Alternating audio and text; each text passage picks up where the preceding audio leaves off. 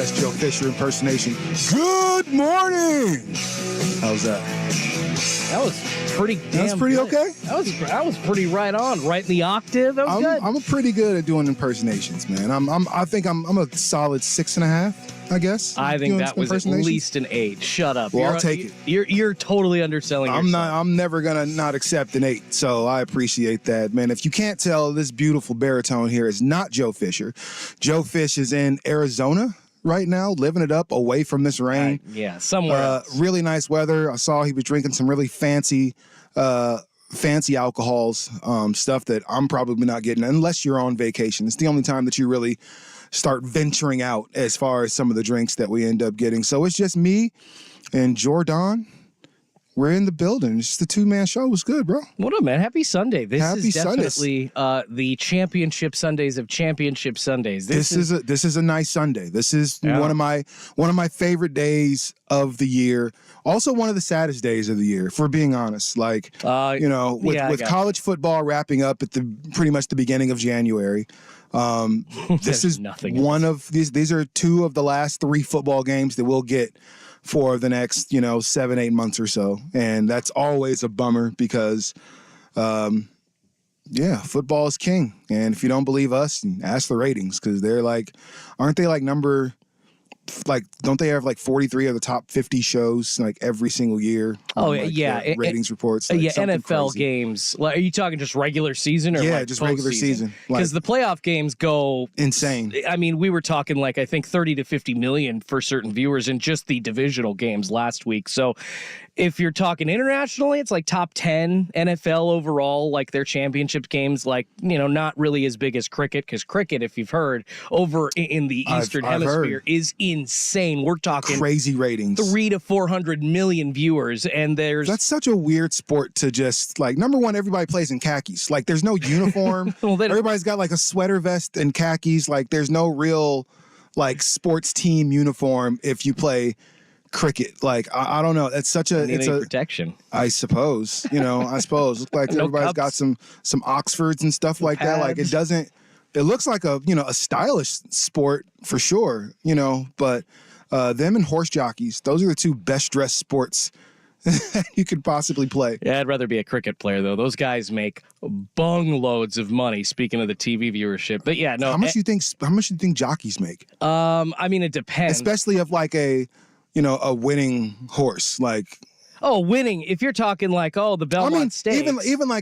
Okay, just if your horse is in the Belmont Stakes, that means they're pretty good. Whether they win or not, that means that horse is legit. Well, let's see here. I mean, so I'm curious of what a jockey would make per year. Good horse jockey salary, because you obviously get a championship bonus, and there's payoffs, at different race wins, but let's see here. According to Google, the U.S. median range of horse jockeys' salary is $53,000 to $67,000. So if you're it'd be teacher.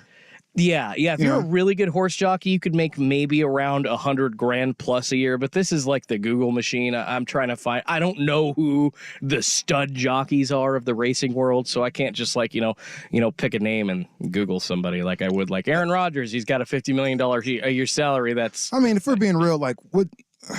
And this is no offense to any jockeys that may be listening right now, but you don't do any of that work. So let's just be honest. You're hindering the horse's performance if we're being real because you're on his back. You have to guide him. I mean, yeah, but or her. Yeah, I'm sure they're female champion stallions. But what I mean? I guess. I don't know, man. I've never really sat down and been should the guy be on top of the horse or not? I mean, I know we race dogs around the track without them, but we also have the what is it, a treat or carrot or something? What the hell is it? What is in front of the dogs when they run around the track?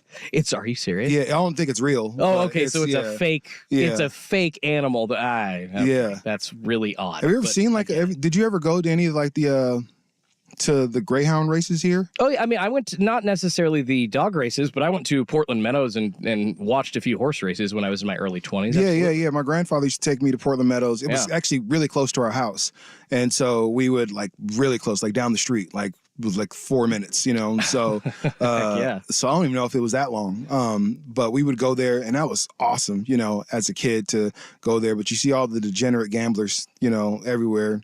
And that was my first introduction to any type of sports gambling was at Portland Meadows. But going to watch the dog races was always super fun to me. Yeah. Always super fun. I don't think I've actually ever seen a dog race. Do they actually even do that here anymore? I'm sure in some part of the state, it's a big, you know, we got like 80% desert outside this beautiful Willamette Valley of ours here in the state of Oregon, so I wouldn't be surprised. Oh, okay. Well, I don't know, but let us know on the text line if PETA stopped those things years ago. We're not like, I don't know. Yeah, I'm not. Who the hell knows nowadays what's kosher and what's not? Yeah, right, but if so, I'm gonna go ahead and get out to the dog track. I don't think I want to bet any money. I just want to, you know, be out there and see if it's as cool as I remember it being when I was 9. I mean, Portland Meadows, I don't know if they still have the poker room there, but like there was a couple of things going on. But let me tell you what, Rashad, you have not seen a lifetime degenerate gambler like true. Just lives by the seat of his pants on the bets that he makes until you've been to a horse race, because you always see the old guy that's like, that is his life. You almost tearing up his ticket when he loses. You almost panicking. Yeah, you almost feel like a guy that just spends the day at the bar is a lot better off, because you know that they're going to spend a finite amount of money on the liquor that they're going to drink every day, as opposed to this guy that's probably been trying to make back his losses from 30 years ago, you know, every day. Like, I'm going to make it back. I'm going to make it back. There's again. Always, you know, I remember my grandfather introduced me to a guy that almost always won, you know, and he's kind of sat there with a newspaper and just like, man, good. You're really good. So shout out to all the horse race gamblers and, you know, all the horse race. I don't know. Have you ever bet on the Preakness or the Kentucky Derby or anything like that? Triple crap, none of that crap. I'm not as into. I mean, I try to bet on things I know, and I'm not into that. I just don't have time to look into that as much. So maybe, you know, if I'm like trying to throw a lotto ticket out there, I'll include like a horse winner, you know, from a particular race with like a parlay. But if it's happening that particular weekend, like, oh, look, the Preakness is coming up, I'll throw it in with another game or two. But that's about as far as I'll go. But I got to ask you, Rashad, it's funny that you bring up, you know, oh, hey, I know somebody that's just a savant. They win all the time. That makes me think of my grandma. Grandma DeSantis, love her so much. She, every time she went to Vegas, I don't know if she's been recently, but when I was a kid, into my 20s, it was just constant stories about her going to Vegas and killing it at the slot machines. I'm talking 4-figure, 5-figure prizes every time this woman came back from Vegas. She knew something. She knew how to find the winners, man. And I swear she had a secret that, like, my dad and I are both, I would say we're not degenerate gamblers, but we are. Like a little bit. I can tell. It's all good. I'm glad you embrace it, though. You know, that's the number one thing. You're not, like, in denial about it, even a little bit.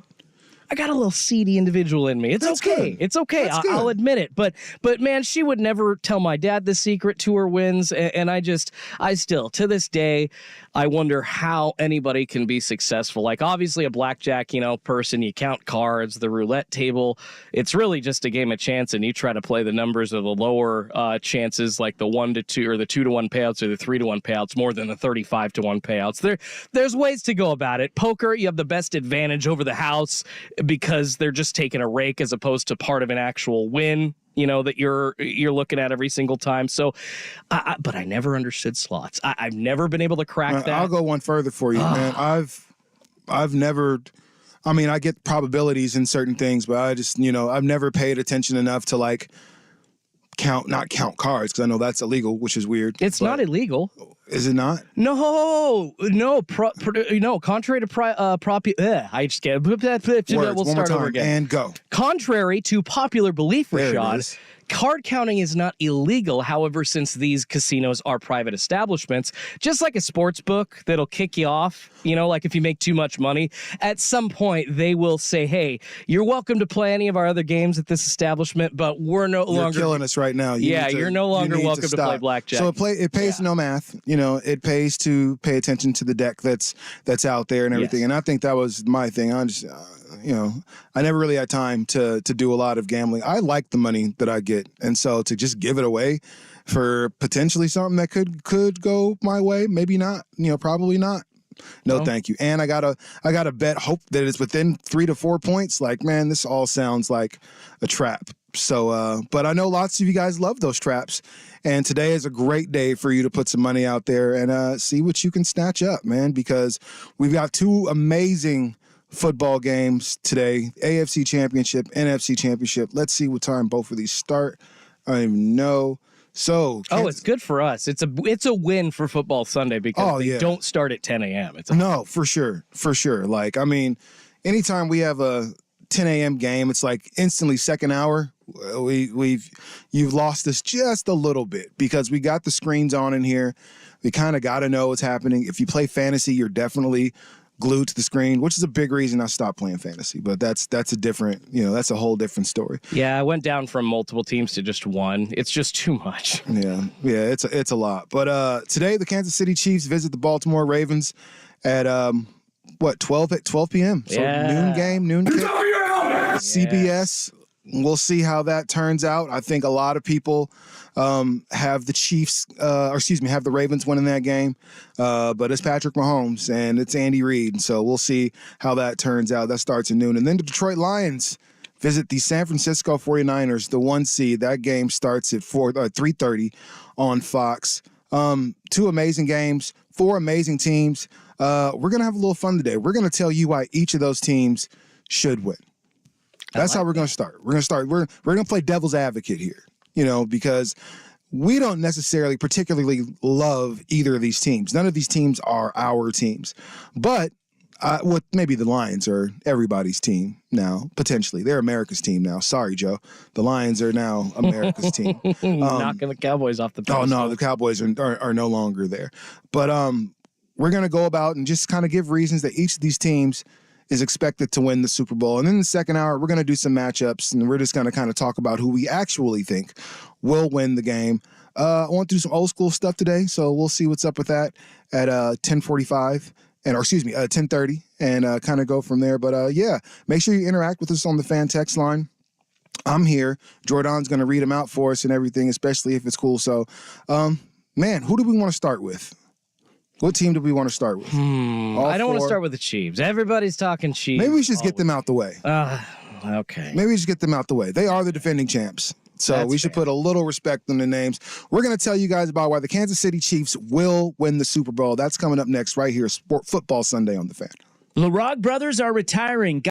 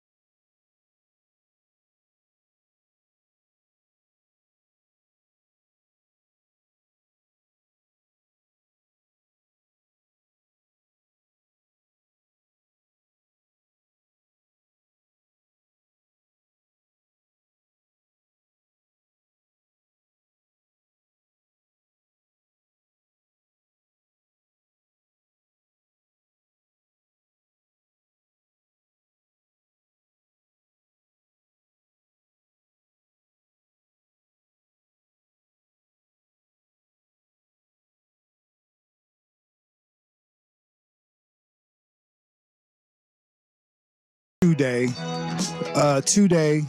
big game starting at noon. Chiefs, defending Super Bowl champions, visit the number 1 seed Baltimore Ravens and the MVP Lamar Jackson.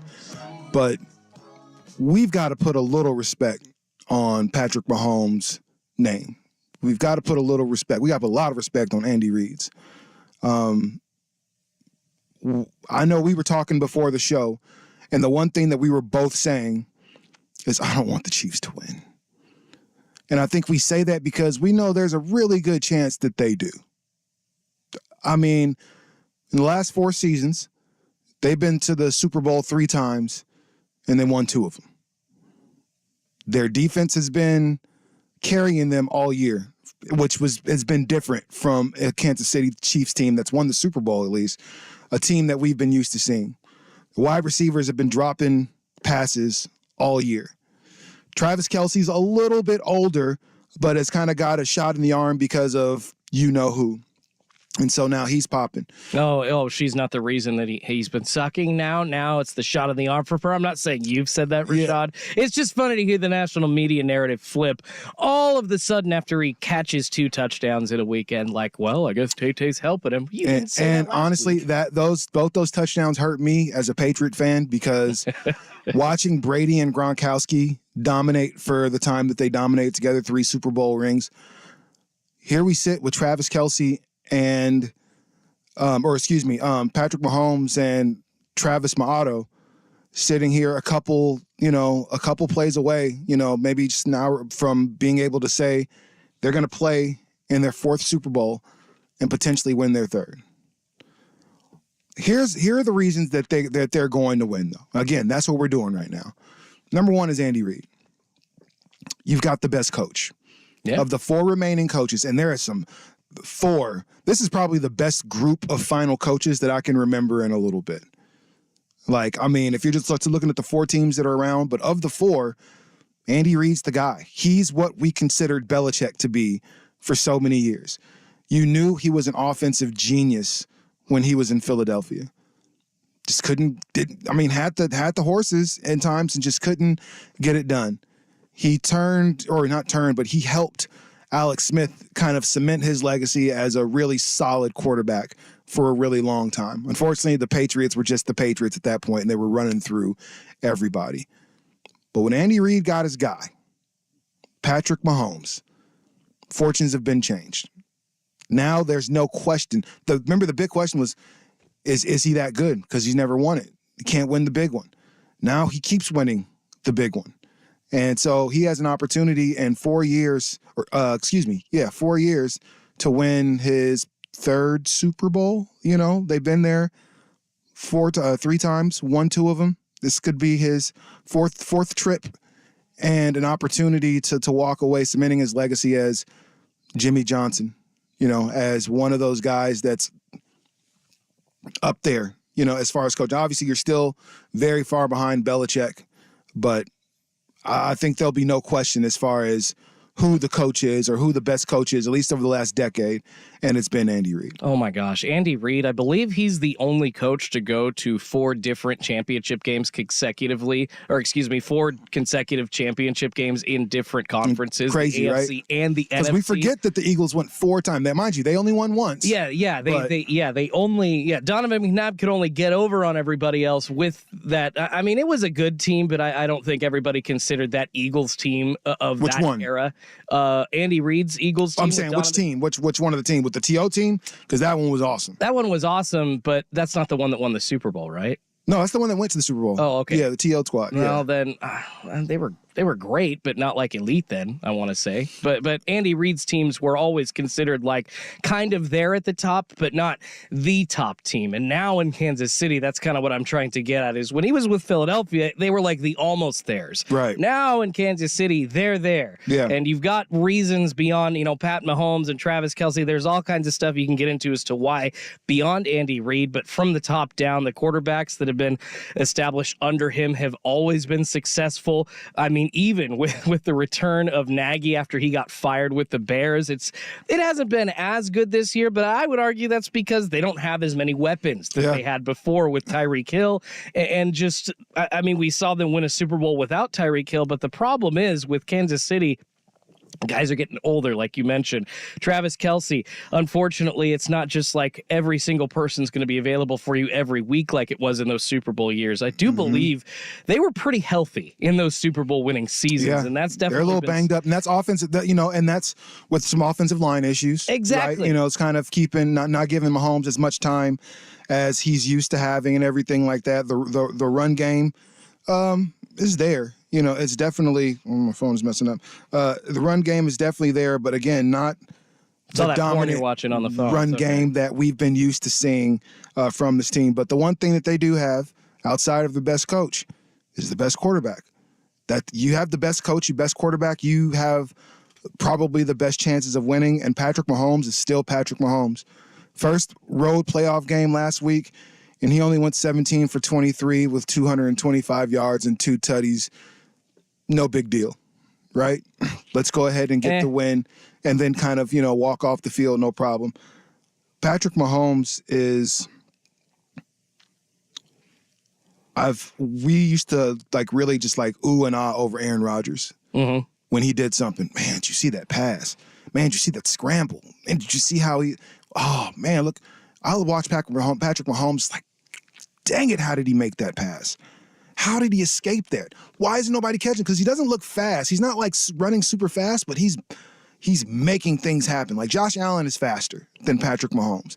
Doesn't matter. Patrick starts scooting, and there's nothing you can do. And then he starts throwing the sidearm. He starts doing Tebow jump passes. He starts doing little no-look shovels and stuff. It's like there's nothing you can do about that guy except for hope that he's going to have a bad game.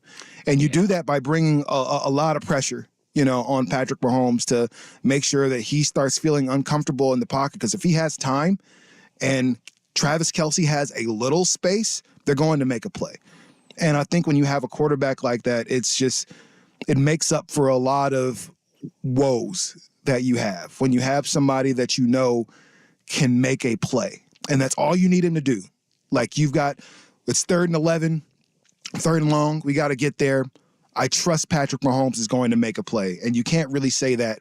I don't know if we can say that for every quarterback that's playing within these championships. Well, of course not. Patrick Mahomes coming in already. I mean, he's still only 28 years old. He's won multiple MVPs. He's won multiple Super Bowl MVPs. He's literally already at this age in the Joe Montana and Tom Brady conversation of great quarterbacks. 6 straight AFC championship games. We know how good Pat Mahomes is. And it's funny that you mentioned his physicality and the way that he throws the ball. I don't know if you caught it was the Netflix series Quarterbacks, but that 8-episode run, obviously it followed Marcus Mariota, Kirk Cousins, but Pat Mahomes was included in that as well. And the doctor in that series was talking about how Patrick Mahomes' spine is so special. It's built so differently. It's pretty much unlike a human spine that he's ever seen before. Almost kind of think of a cat, Rashad, the way that a cat's spine can basically bend back on itself. Yeah, they can twist in odd directions, can squeeze themselves into different spots. That's almost like what Patrick Mahomes' spine is, the way that he can do those jump passes. And it's better than Tebow because that sidearm pass is literally him torquing his body to the side, Rashad, while his legs are still pointing forward. It is one of the freakiest, and I mean that in a great athletic way. It's one of the freakiest things I've ever seen. And this doctor on the Netflix series Quarterback, if you haven't seen it, you need to go watch that show. It's a good watch. It's great. 8 episodes showing the Super Bowl run last season of Patrick Mahomes. Kirk Cousins became everybody's guy. You like that? Yeah, you like that? Kirk Cousins became everybody's guy, but Patrick Mahomes was the one that everybody probably left having the most respect for. Absolutely. As far as his toughness. And I mean, obviously Kirkers was, is the guy that everybody came out smelling like a white rose. But Patrick Mahomes is the one that you looked at, especially when you see the part where he's hurt and he's saying, I'm not coming off the field. That's dumb. No, I'm going to play. Ankle's probably broken. It wasn't, but even still, he's a competitor. I'm not leaving this game. I'm going to win. It's funny, though, really quickly, sorry, that you mentioned that the competitiveness and you saw Pat Mahomes up close, because I would champion this season. We saw a little bit of the opposite of that. It would be quite funny if quarterbacks were being made here in 2023 instead of 22, because they don't know. They started following them at the beginning of last year. Right. Obviously, Netflix and the documentary crew doesn't know the outcome of this season, but if you saw Pat Mahomes up close this year, it would be, hearing exactly the words he was saying to Kadarius Toney and about Kadarius Toney and the referees on the sidelines when they were facing adversity this year. There's so many. It would have been different. It would have been a little different. There's so many attitudes that we've seen from Pat Mahomes, and they happen to get the two guys outside of Pat Mahomes that are probably the most calm and docile people that you will meet. And getting Marcus Mariota, we all know, if you're an Oregon Duck fan or you grew up here in the Northwest, how cool and chill of a dude Mariota was, right? Just as a person. And then Kirk Cousins is Mr. Dad, you know what I mean? So it's impossible to not like him. So that it's impossible to not like the Chiefs' chances. And here's my last reason. Chiefs have really been carried by this defense, and the defense starts with Steve Spagnuolo. They've been able to build a defense because they've had the resources to do it. They've been able to build a defense, and Chris Jones, that defensive tackle, he has been amazing for this team. He's really been their anchor all season. And then you throw in Trent McDuffie, who's really becoming probably one of the best corners in the league. This defense looks scary, at certain points. And if they can hold up, because that's what they've been doing, they're the reason that they're really in this position right now. It's been that defense has made big plays when they have to. So Steve Spagnuolo needs a lot of credit. Chris Jones obviously needs a lot of credit for really how they've got those boys playing.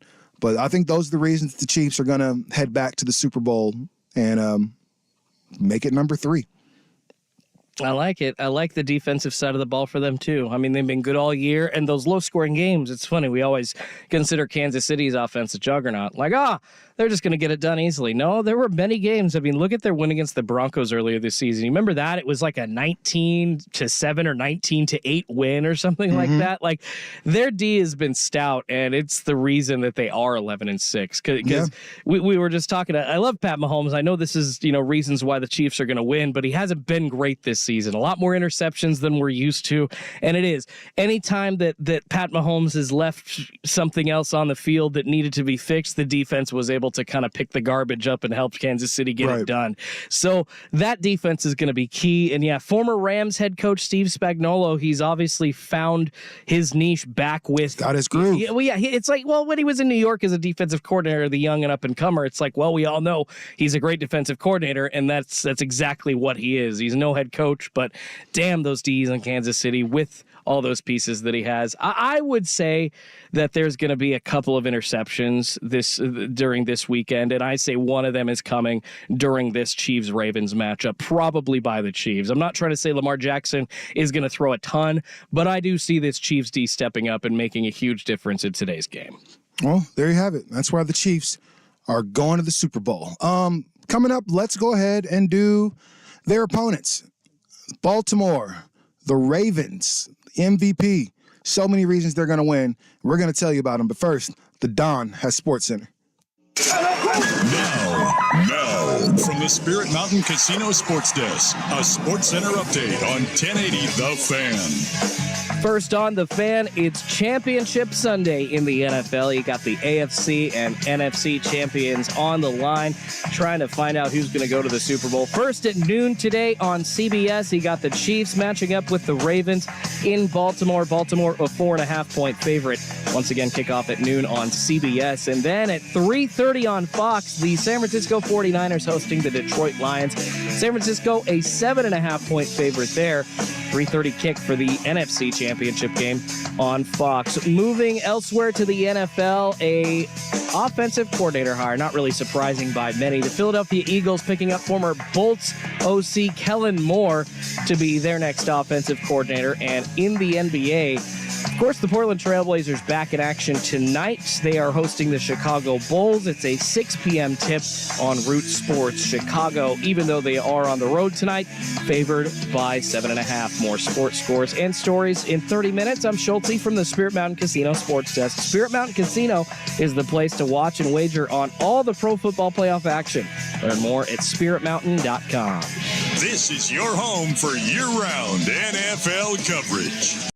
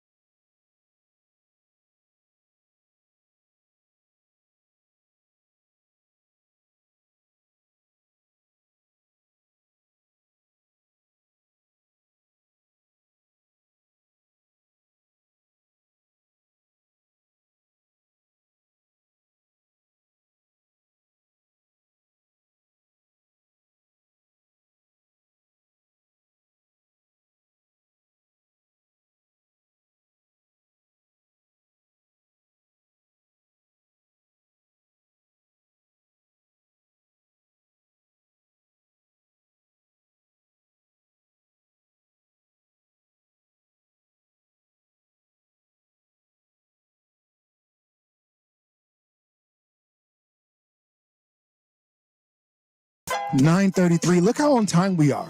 Like, this is what I do. I make sure that we are on the clock. Joe likes to be just so long-winded. Like, what are you talking about, bro? No, I'm just playing. It's tough when you have all three of us to be I'm gonna on send time. This segment. I'm just kidding. Yeah, on time. Yeah, you can mark that. No, but yeah. So we got some text to read, which is great.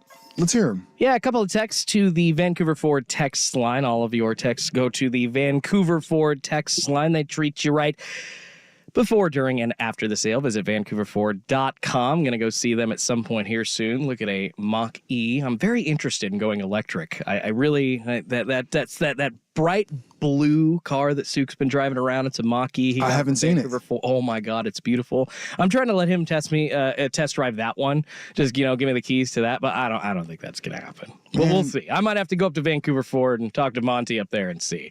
But anyways, on the Vancouver Ford text line, a couple of good ones regarding the Chiefs winning the Super Bowl. A great point that I'd totally forgotten. Pat Mahomes making his 17th playoff start for the Chiefs in the last 6 years. An entire season's worth. That's nuts, of man. Playoff games. And you know what Patrick that Mahomes. is? He does a lot of winning in the playoffs. That's all he does. When you play that many games, it means that you're having sustained success during those postseason runs.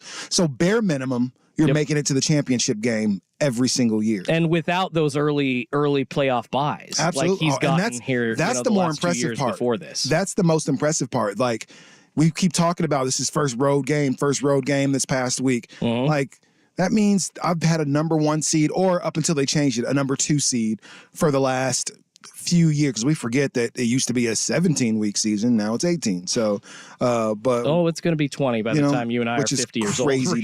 Which is craziness. Do you have any more? And then one other good one. Joe Gibbs, the only coach to win Super Bowls with 3 different quarterbacks. Of course, the Washington Redskins. Joe Gibbs back in the day. I can't name them all. I think Mark Rippon was one of them. And Doug Williams, and then the other guy that broke his leg before 70s.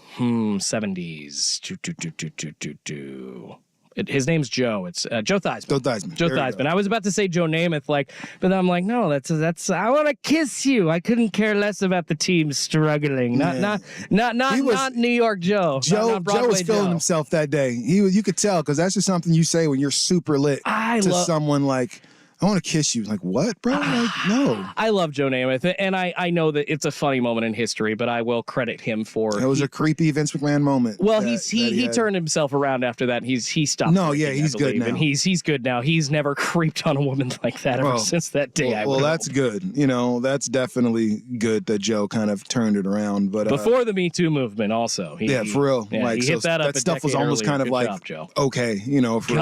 It's like, why was this ever okay? I don't know. God. We lived in a weird place, man. We still kind of do, but You're that's not neither here nor there. But that's why we have football.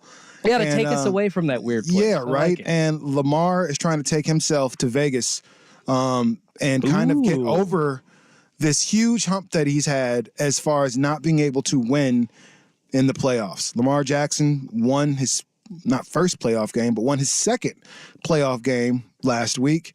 And, 2 weeks. Yeah, last week.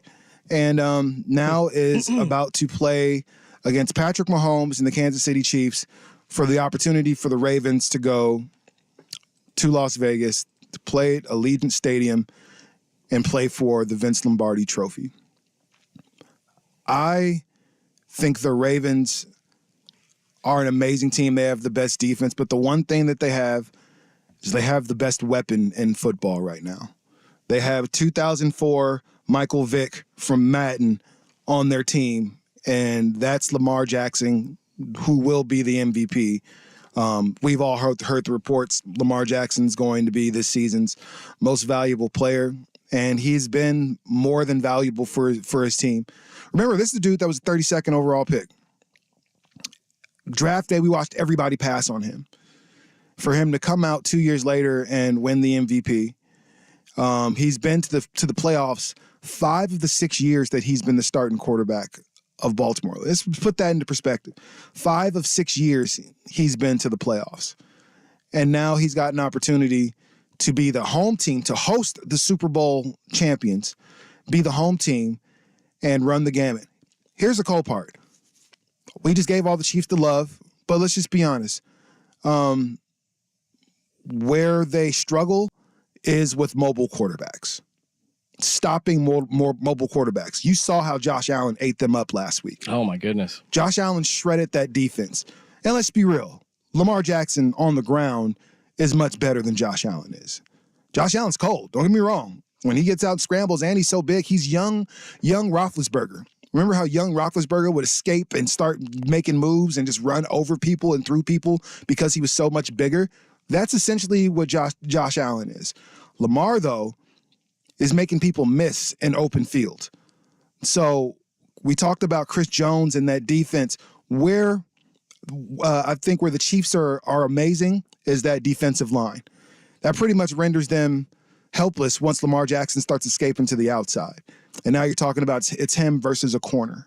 I'm taking Lamar Jackson every single time. There's a reason he's going to be the MVP this year. Oh, yeah. Tom Monken has made magic with Lamar Jackson this year. Absolutely. I mean, the play calling in the AFC divisional game against the Texans for the Ravens, there was a 4th and 1 midfield. And I mean, it was a ballsy call by John Harbaugh to go for it in the first place, but that's kind of something that the Ravens do. That's kind of another reason why I think they're going to win today. I mean, minus the fact that ESPN says they're almost a 70% chance, according to their FBI, to win. Lamar Jackson can fool defenses. And when Monken has the right right play call in his back pocket, there's no stopping them. Along with that, I mean, I know you're trying to focus on Lamar Jackson, but they are so loaded. I know we don't necessarily, the San Francisco 49ers have studs at every position, but I don't think we necessarily think of the Ravens as some team with like, oh, the talent's bursting out at the seams. However, I mean, they added Zay Flowers in the draft this year, and I think he had a pretty decent season, just not looking at the numbers. They added Nelson Aguilar. He's a little older, but he's still caught 4 or 5 touchdowns for them this year. Odell Beckham signed with them, even without Mark Andrews. His group of receivers this year has been amazing. Exactly, and even without Mark Andrews since November. Oh, who was the tight end that caught the most touchdowns in the NFL in that time? Oh, it just happened to be Ravens tight end Isaiah Likely, the backup to Mark Andrews. Lamar Jackson, it doesn't matter who's on his team, and that this kind of rounds back around to him.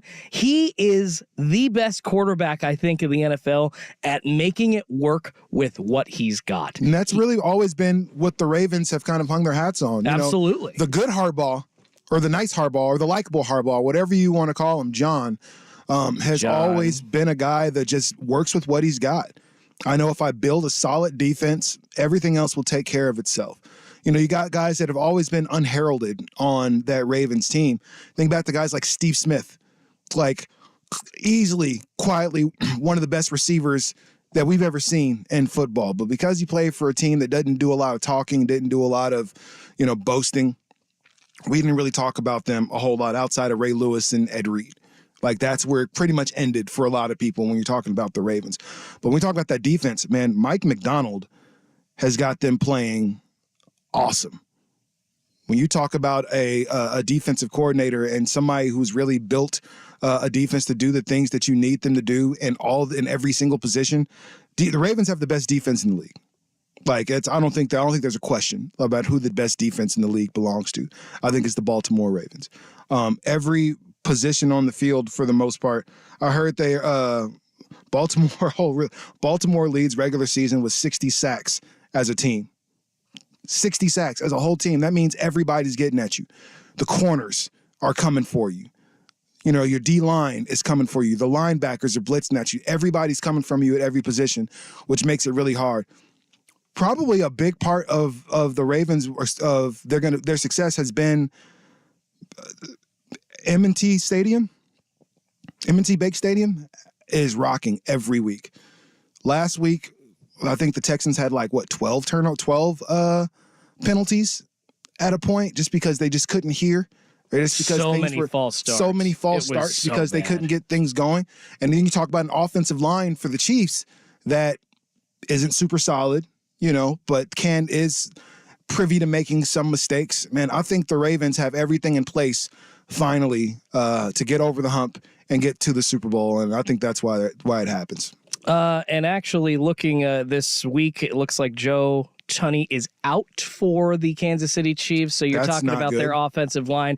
They've been a little banged up. So it's going to be it's necessary for the Chiefs to try and establish the run and get Pacheco going. But that's going to be a challenge because of the defense. And yeah, the sacks, the different looks that they give, the stunts that they do make you think that they're blitzing. I just love how they fool so many quarterbacks, because you're right. That defense is something else this year. And if Kansas City can't establish the run today, good luck. Pat Mahomes, I know he's really good at throwing the ball a bunch, but if that's their only offense, good luck in the playoffs.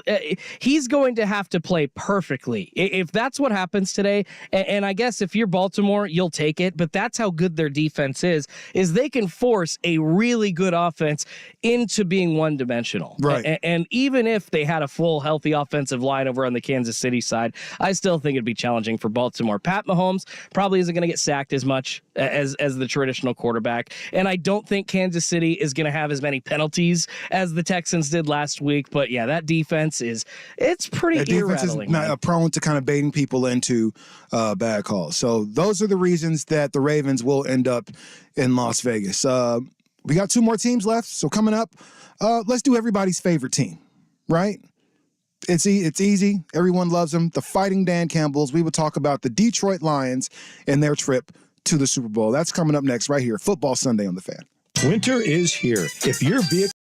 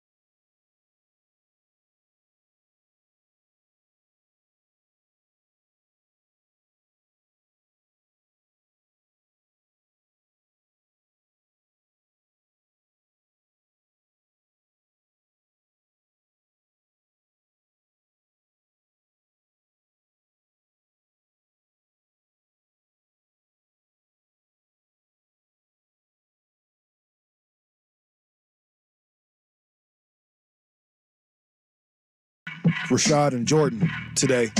Joe is in AZ, kicking it, working on his tan. He probably could use one, so, it's all good. I told him, man, you better stop trying to get dark, man. It's not the best thing in these parts. So, just saying. Well, skin cancer is a thing, too, know. Yeah. Is it for... I don't know many black people with skin cancer. Really? Yeah. I really don't know what. Does vitiligo count? I don't think that's skin cancer. I don't think so. Yeah. I thought skin cancer was just like melanoma. Yeah. I don't know many black people who get skin cancer. I could be wrong though. Well, could be very wrong. I'm probably very wrong. Likely, more than likely, very wrong. I don't know what the stats are, but I would assume regardless of your skin color, it's not the best idea to go to a place like Arizona not wearing any sunscreen, just sitting there baking in the sun. I don't think that's a good idea for anybody, Rashad. It's crazy. Man, the sun. Not that I don't like to go get a suntan, but it's not the smartest thing to do. It's crazy. You guys are... The sun bothers y'all like that. Well, I'm a Native American, so I will burn like once a season, and then I'll just kind of stay tan after that. So my native will kind of start to come out in the summertime, but that's like the only time you can tell. Yeah. Other than that, I just look like the whitest of the white fat kid in the corner. It's great. I mean, unassuming. You present white. That's what that's what we call it. That's what we call it. Yes, but yes, it is. We call Detroit America's team now, because they are, in fact, the team that I think everybody secretly has adopted as their other team. There's a team that you root for, and there's the other team that you like them. Like you want them to win. And I think Dan Campbell has given plenty of reason for people to love the Detroit Lions and what they've been able to do, the slow build they've had over the last 3 years to be at this point. It's the one Hard Knocks that we all watched and believed. Usually when we watch Hard Knocks, it's a lot of, you're supposed to say that, okay, what's the Browns old coach, Hugh Jackson. Hugh Jackson. Okay, we believe you. That's cool. But I feel bad for Hugh. He legit sounded like he's like, I want to be the one to try to turn this Cleveland Browns franchise around. And he got done dirty with the rumors of being, pushed to tank and that kind of stuff. But I mean, he was. It's he did. And there's, I don't know. Hugh Jackson made a lot of mistakes. But Hard Knocks made me fall in love with Dan and that's what it does. Right. And that's what it did. And that's what it did for a lot of us. From him doing up downs with his team. Even kind of hurting his wrist, doing that because he's older.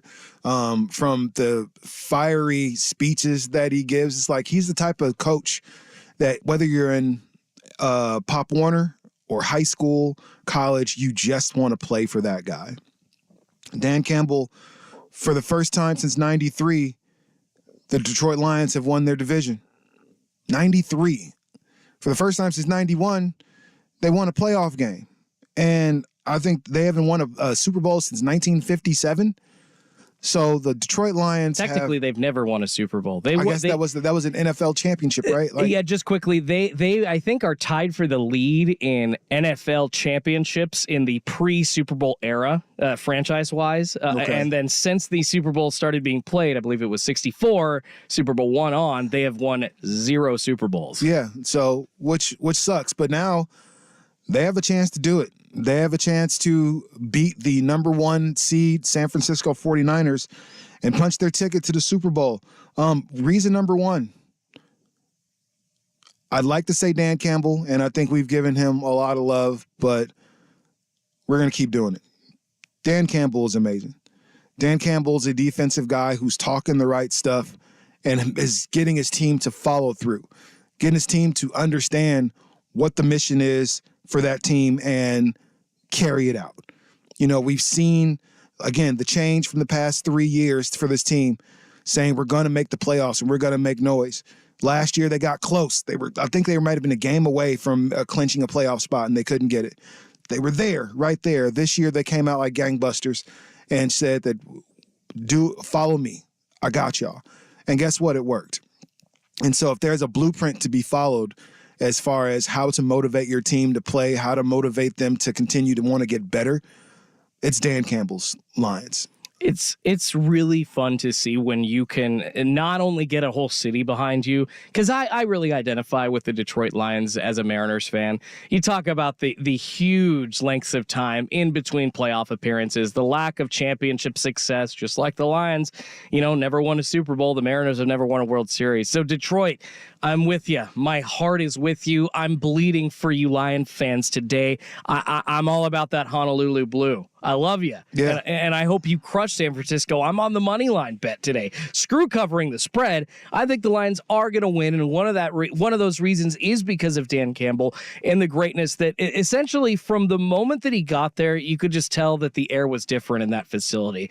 We saw it on Hard Knocks. We've seen it in his post-game interviews. We've seen it in the way that he calls games, the way that he's too aggressive sometimes. But as a fan, that's how I want my head coach to be. That's how I want my football. Yeah, and to implement, it's always a good sign when not only do you have the good vibes kind of coming in, because you can say that about coaches and they can still suck out on the field. So obviously we're loving this because the team is good out on the field, but there's something else when you're implementing guys like Jahmyr Gibbs, like Sam Laporta, who were just drafted this year in the first and second round, coming in, making huge impacts for you on the offensive side of the ball. Oh yeah. That really speaks to the culture, not only allowing guys to succeed no matter who they are, no matter how old they are. I know you're the NFL, you're looking for production, but it's not always easy for guys to come in when they're young to succeed like that right off the bat. It's tough. You got young, hungry guys, and some of them are just young and maybe not that hungry, but this is what you have to do as a coach to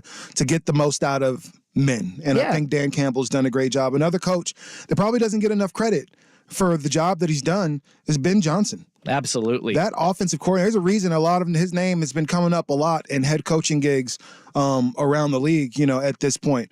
But he's somebody, it's almost Bill Belichick-esque in the way that he attacks defenses week to week. I'm going to see where your weakness is, and we're going to go there. And so you're going to get a little David Montgomery up the middle just to kind of, weaken the defense or pepper him up, and then all of a sudden Jahmyr Gibbs outside gone. Like, that's just kind of how that works. And then one guy that we haven't given any credit to, and I don't think we've ever said his name on the show, is Jared Goff.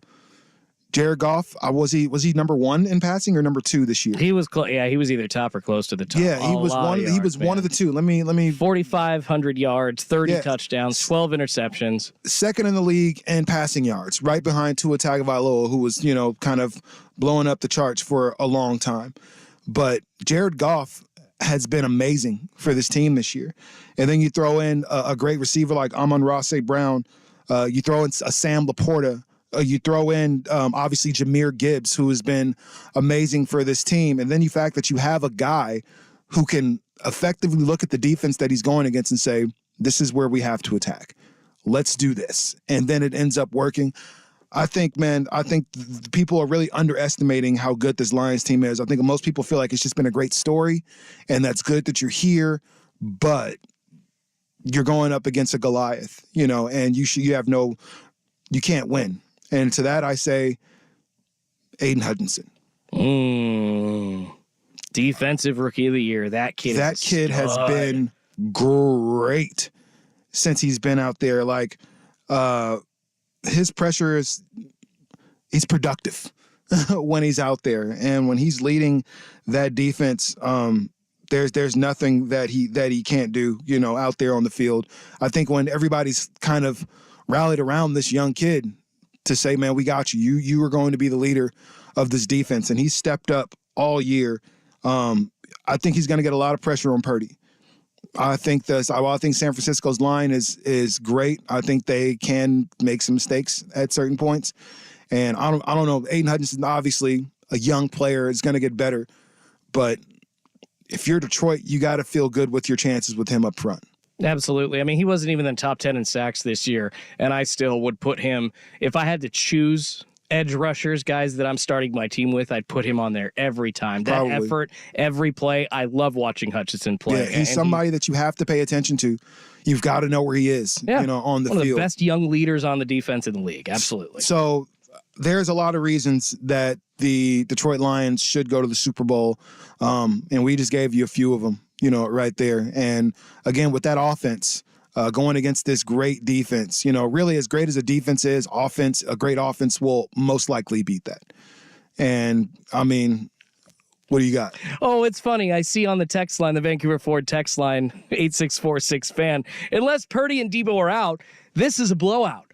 No. I absolutely straight up disagree with that. Oh. I do think that Detroit has a good chance to win today. Are we saying we're seeing reports that Purdy might be out? No, we're not seeing reports that Purdy are out. What the texter is saying is that unless the San Francisco 49ers don't have their quarterback and don't have one of their top offensive weapons today, that they're going to roll over the Lions, which now to his point, Jared Goff has not been good against the San Francisco 49ers. I think in his last run against the Niners, he was his last few starts against the Niners, he's 0-5. He's only thrown a few touchdowns as compared to 4 or 5 interceptions.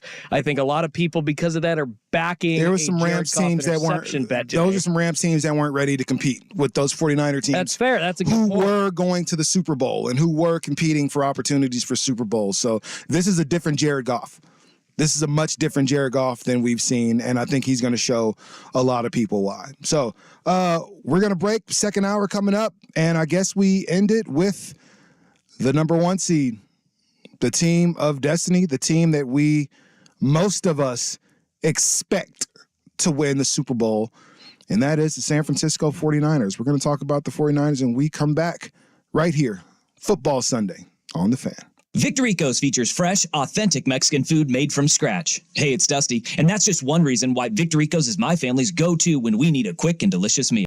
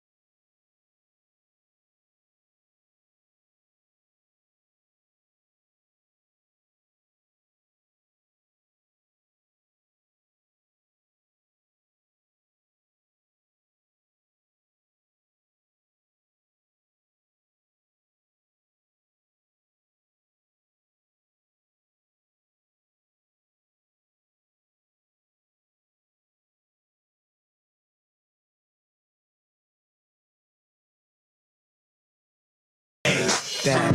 Go win, no win. Hour 2 of 2, football Sunday here on The Fan. We've been given reasons why each team is going to win.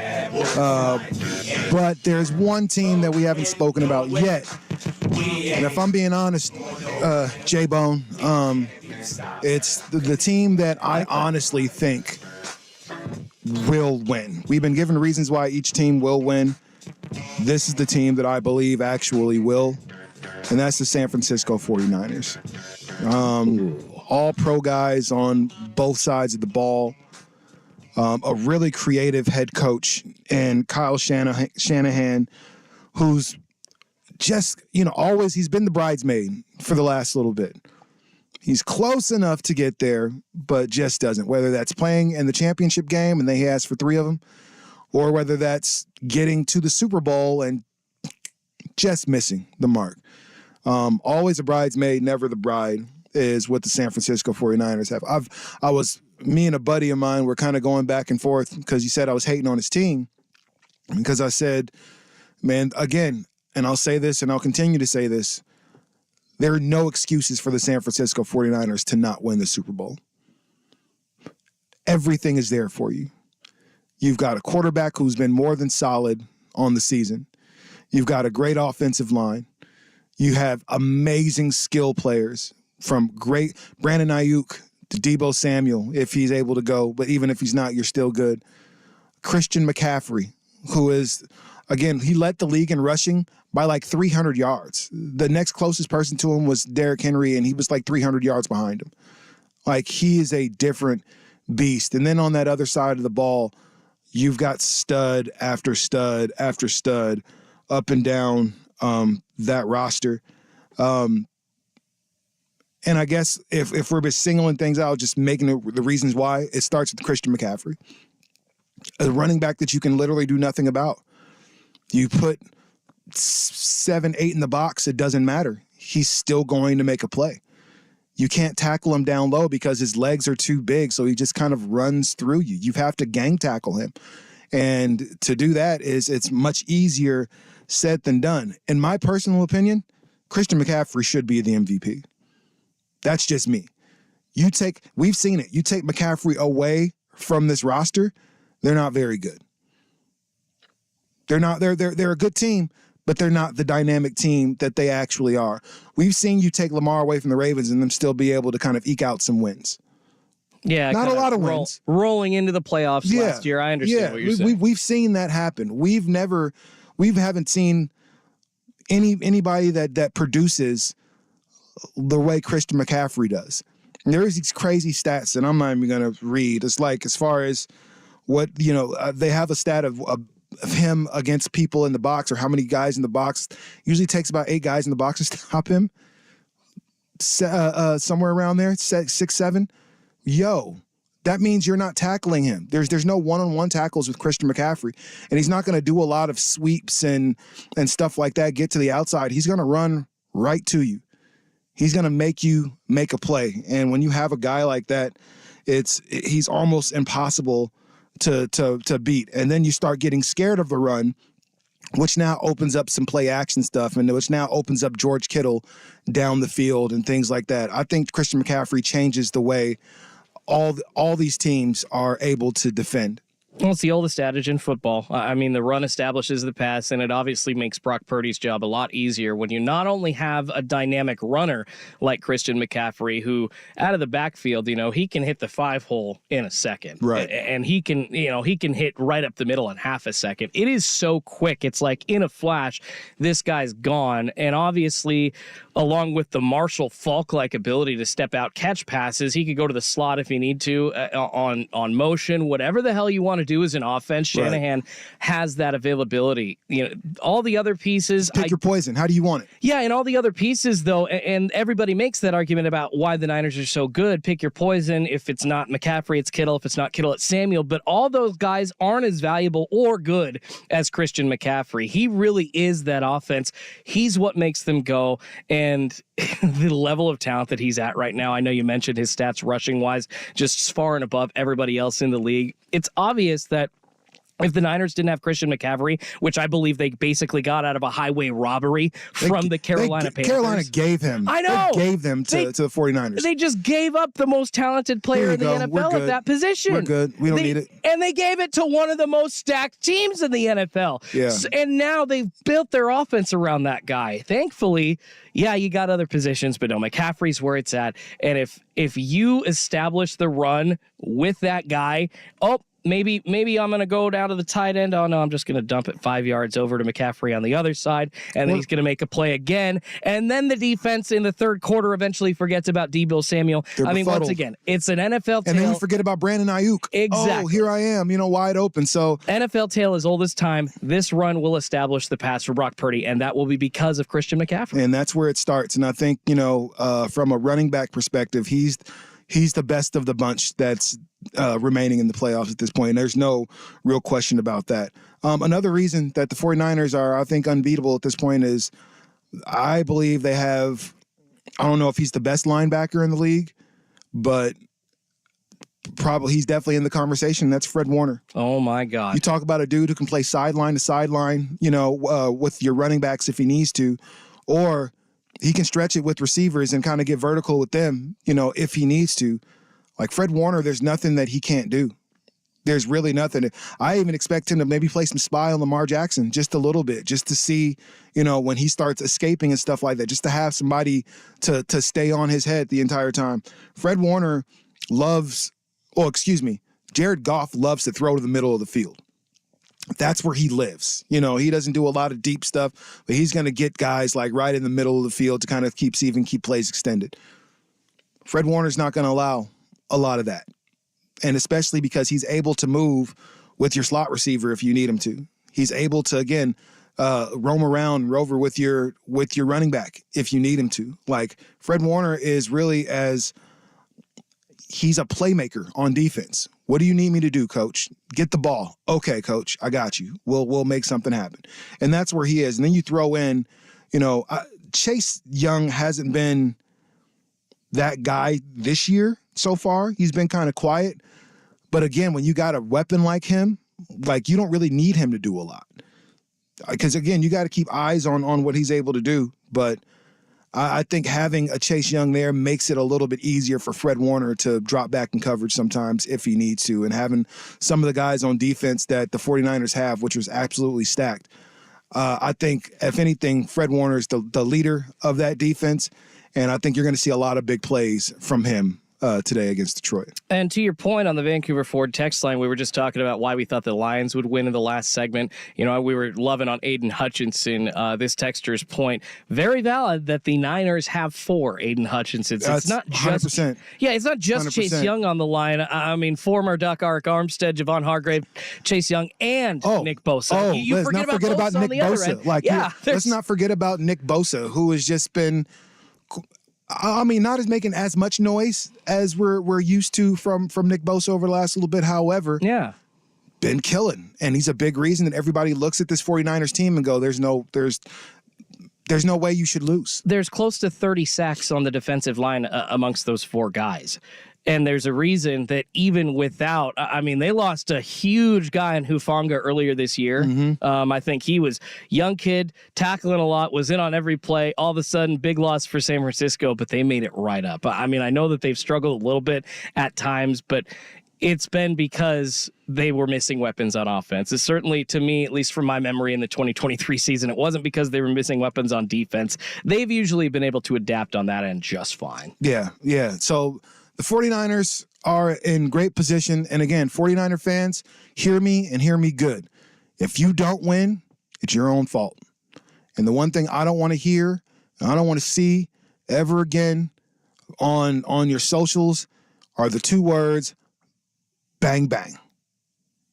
Don't ever want to see them again. If you don't win, it's your own fault. You're just not good enough, homie. You've had every opportunity. You've been to the championship game almost as many times as the Patriots and as many times as the Chiefs. Both of them walked away with some hardware. The last time y'all won a Super Bowl, the internet wasn't invented yet. Ouch. Just be real. Dig, bro. It's not a dig. It's real. The last time y'all won a championship, the internet wasn't invented yet. I mean, that's a fact, but it's also an insult. But I love it. I didn't make it. You know, we're not making it up. Zima was the drink of choice amongst college students. Zima. The last time that the 49ers won a championship. Steve Young. It's on you at this point because 49ers and Cowboy fans, talking to you, Joe, have this thing to where there's a superiority complex that we're No. Y'all have been really good, but again, close but no cigar. Always a bridesmaid. Always a bridesmaid, never a bride. I want to see San Francisco go to the wedding finally. Can you guys shut up? So that's how that goes. They don't want us talking about this anymore. We'll not shut up. We're going to keep talking, but we will go to break. What do we want to talk about next, man? We'll figure it out.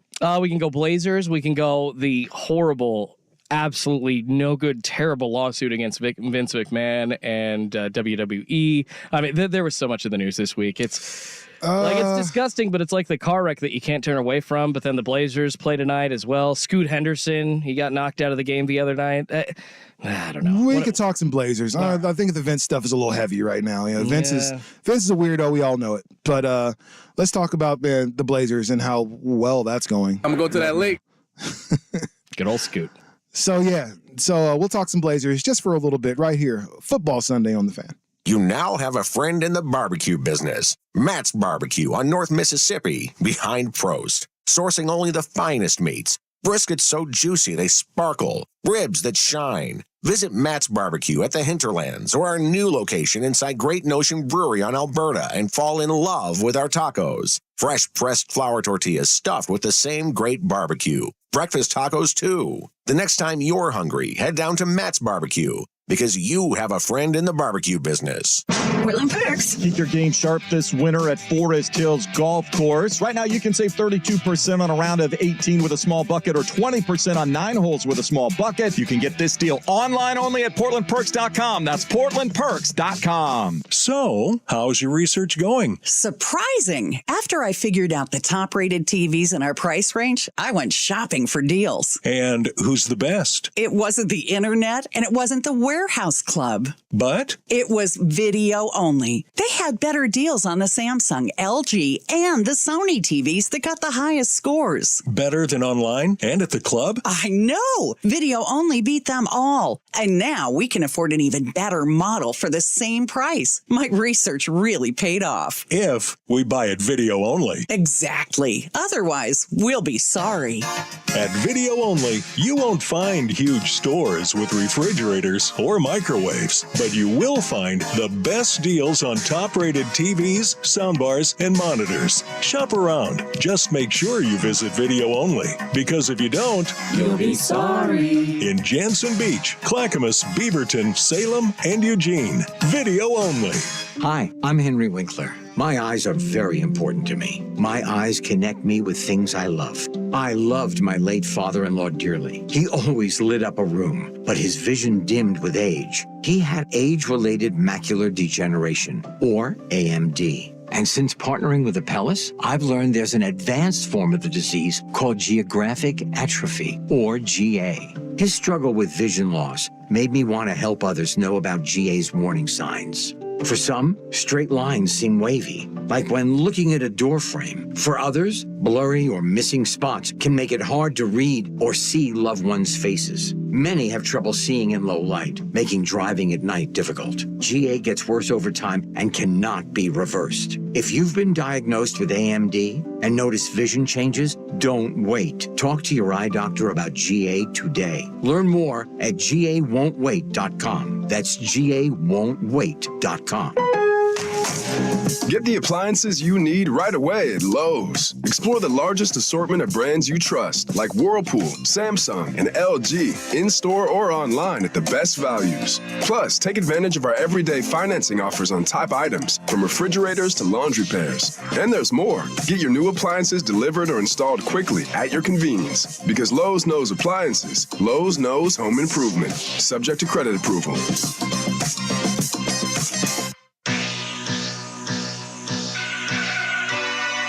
Football Sunday with Rashad and Joe. Brought to you by Grillworks Supply Company on Portland's sports leader, 1080 The Fan.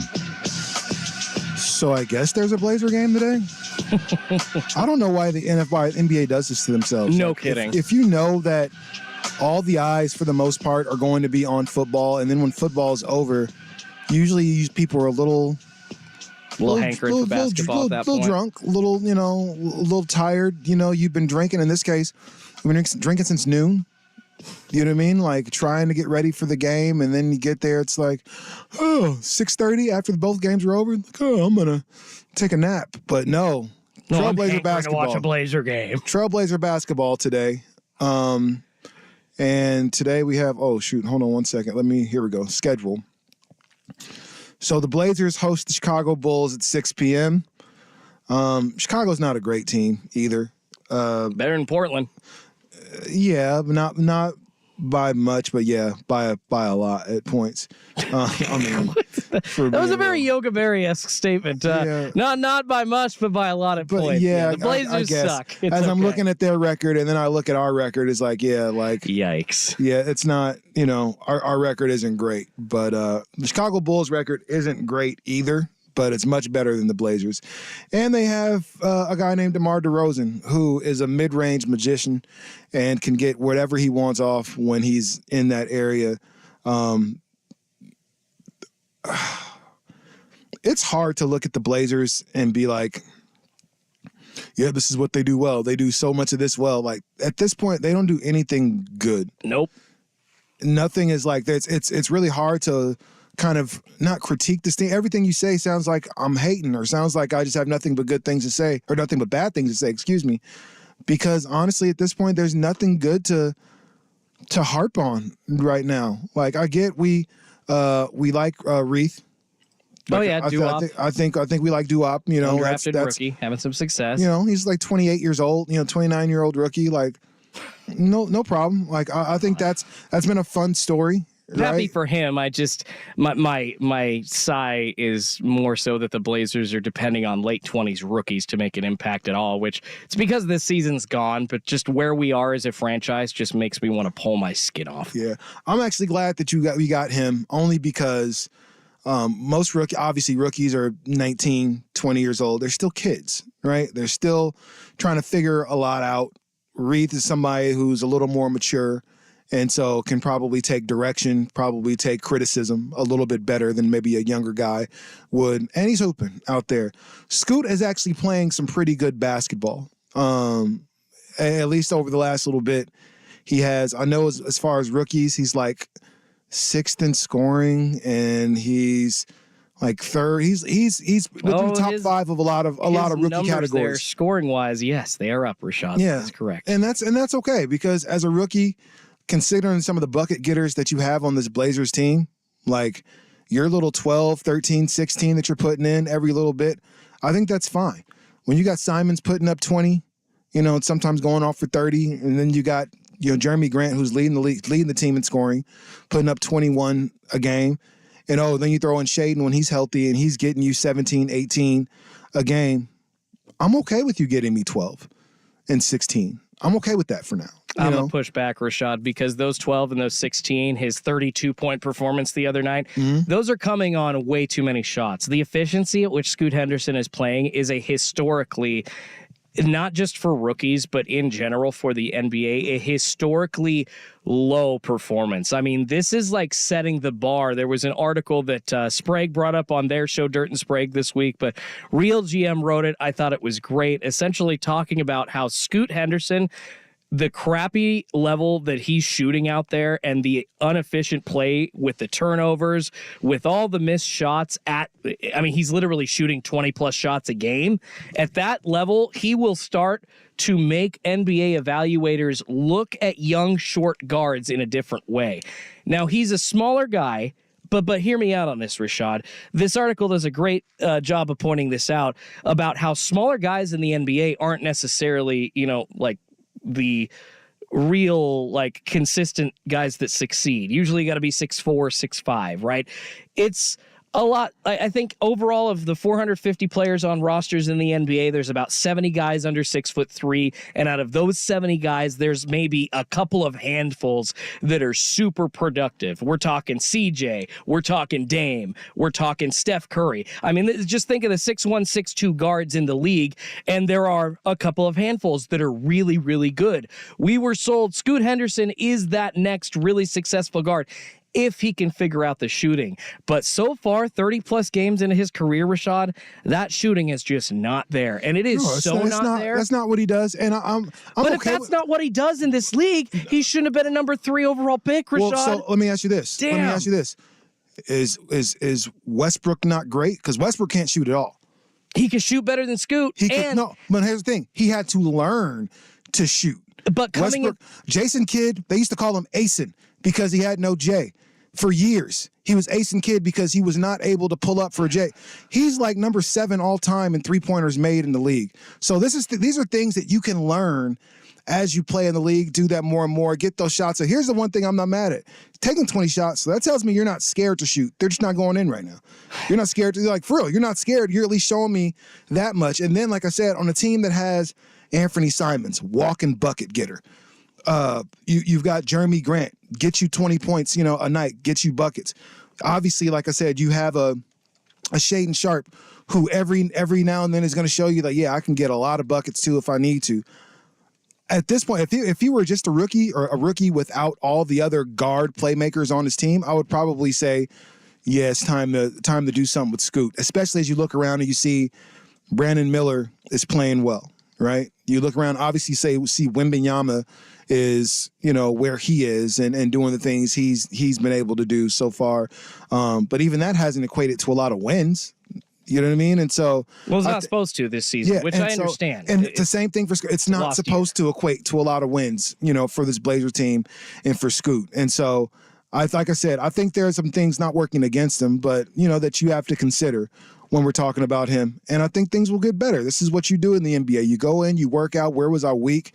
What do I need to be better? And you kind of fix it. So as a rookie, if you're averaging 12 and you're the 5th option on the team, what's Scoot, the 4th option, 5th option? I would say he's the 3rd or 4th behind at this point Grant, Ant, and Brogdon. But that's the thing. Brogdon's been sitting different games. The Blazers haven't had a healthy roster all season. So again, it's hard for him to say, I'm the 4th option, I'm the 3rd option. He started for the first 20 games, and then Chauncey benched him because he was playing so bad. I thought was smart because once he benched him, he played with the second unit. That's when he started getting buckets. That's when he started averaging 16 a game. It was like, okay. Yeah, this is probably the unit for now that you need to play with and learn how to play. Like, you're playing against the number ones, so that means you have to guard Steph on the other end, and you have to guard Paul George or whichever, James Harden on the other end. Like, for a young rookie, facing more elite defense. Yeah, you're facing more elite guys. While in the second unit, those guys are still really good, but they're not the starters that you were used to. And I think he was really flourishing in that role, and that's okay, man. Jamal Crawford should still be in the Hall of Fame. But he was a bench guy most of his career. How many times did he win 6th Man of the Year? Well, it's because he's a shooting specialist, and he was a shooter coming into the league. His game was more suited to playing 25, 30 minutes, if he was needed off the bench. But shooting isn't why we remember Jamal Crawford, right? Shooting, it was his ability to get to the rim. It was the moves that he made. It was the crossover that he had. He was a scorer. He was a scorer. He could get the ball to the hoop, or he could get the ball in the hoop. That's what we know about Scoot, is that he is a scorer. I mean, at least when coming into the draft, wasn't his comparison Westbrook? There were possible comparisons to Westbrook, but as you pointed out, and I want to push back a little bit on pointing to Westbrook's success, Westbrook came into the NBA as we were starting to transition to Dame and Steph shooting long threes, and the entirety of the NBA basically became 3-point shooters. We're now moving to a more positionless NBA. I mean, you don't see a traditional point guard all the time now. So guys like Russell Westbrook, guys like Jason Kidd, those guys aren't going to be as common successes in the NBA, unfortunately, anymore. Dame was a top 100 all-time NBA player with Portland Trailblazers, still is with the Bucks, but my point is you're moving on from a top 100 all-time NBA player to try to let a young kid develop that you don't know if a very important aspect of his game is going to be there, and that's shooting. I've said this several times on 1080 The Fan. Mark it down. I look at Scoot, I see Antonio Daniels. You go back to the 97 freaking draft, 4th overall pick in the NBA. That was Antonio freaking Daniels, I believe. Being disrespectful. No, listen to me. It's not being disrespectful because you look at their body types. They're the exact same. They have the broad shoulders. They're young kids. They're fast. They're explosive. They can pick and roll. Pick and rolling in the G League as compared to the NBA. I think we're starting to see, Scoot having to come around that pick to an NBA defender as opposed to a G League defender. It's a lot harder for him. He's still getting to the hoop, but it's not as consistent. And I think these are things that you learn, like, again, you get bigger, you get stronger, you get all those things, as you've been in the league for a little bit. Season's over, wear and tear, you're like, okay, I see what I need to work on. I was terrible at this. I don't see a reason that Scoot can't come out and be much better, than he is and than he has been. I think he can. I think he can. I think he will be. I love you, Rashad. I see like 4 reasons. But no, seriously. I think there's things that we can obviously sit there and nitpick at, and the shooting. Okay, but again, shooting is one of those things. A shooting coach, and you're better. You're a better shooter. Percentages can go up. It happens all the time. We've seen guys come into the NBA and aren't able to shoot, and then they become a more reliable shooter. I guess I should say that. Maybe not a knockdown shooter, but when they get the ball again, ace and kid. I'll leave it there. Like, that's exactly what we called one of the greatest point guards of all time because he couldn't shoot. And then he's like now 7th or 8th all time 3-pointers made. So 1029. I don't know what we'll do next when we figure it out. Open Seggy? Open Seggy, yeah, we'll do that. But first, Jordan's got sports. Now, from the Spirit Mountain Casino Sports Desk, a Sports Center update on 1080 The Fan. First on The Fan, championship weekend in the NFL. Starting it off today, you got the AFC Championship game in Baltimore as the Ravens are hosting the Kansas City Chiefs. Baltimore, a 4.5-point favorite at home. Kickoff set for noon on CBS. Following that, you got the NFC Championship in San Francisco. The Niners hosting the Detroit Lions. And San Francisco, a 7.5-point favorite in that one. 3:30 kick for the NFC Championship. That one can be seen on Fox. Elsewhere in the NFL, the Philadelphia Eagles announcing that they have hired former Chargers offensive coordinator Kellen Moore to fill the same position in Philly. And on to the NBA, the Portland Trailblazers back at it tonight, hosting the Chicago Bulls at Moda Center. The Bulls, 7.5-point favorites in that one. Tip-off set for 6 p.m. You can watch it on Root Sports. More sports scores and stories in 30 minutes. I'm Schulte from the Spirit Mountain Casino Sports Desk. Spirit Mountain Casino is the place to watch and wager on all the pro football playoff action. Learn more at spiritmountain.com. Go deeper on the Trailblazers. The Rose Garden Report with host Sean Highkin. Download the Rose Garden Report on the free Odyssey app.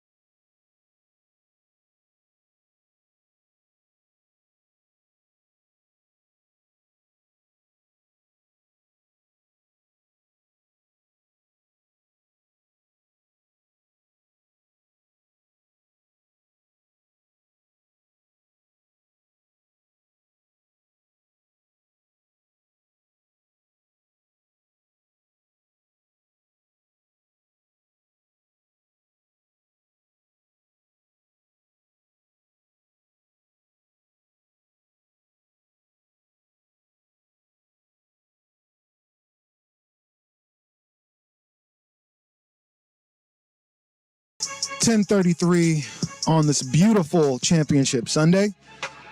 Don't forget, man, AFC Championship game starts at 12 p.m. on CBS. NFC Championship game starts at 3:30 p.m., and that one is going to be on Fox. Two amazing games. Are you watching the games at home? Absolutely. I got my 82-inch television. My wife. I'm sorry, how many inches? 82. Oh, wow. Is it one of the ones that curves? It is not a. No, I'm not rich enough. Is your joint curved? TV. Yeah. Well, and those kind of went out of style, didn't they? I Did saw. they?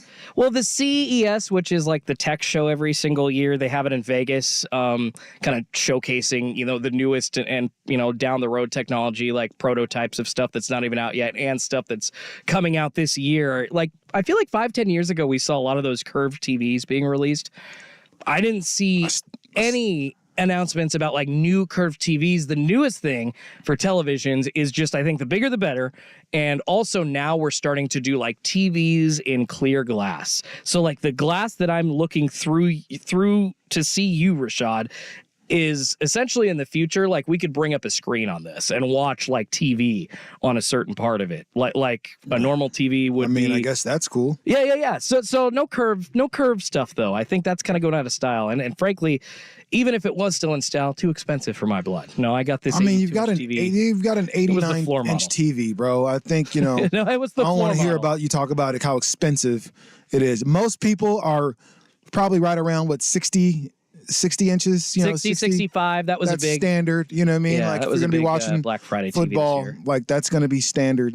So yeah. But I'm just chilling at home. Like I don't really feel like doing the whole come through the house, watch the game, and all that stuff. Like I don't know. I like to chill and watch my football. In most cases. For sure. I am throwing a Super Bowl party here in a couple of weeks. I don't know if anybody from the station is going to be there. I sent you the invite. I sent sent it all out to everybody. I can imagine you're going to have the dope snacks on Super Bowl Sunday. We're going to have some good wings. I always love to do a Taco Bell party pack for any party that I either throw or attend, and it is always one of the most popular items. So, yeah, we'll see. I know that Isaac and Suk already told me on air. They're like, we're not doing that.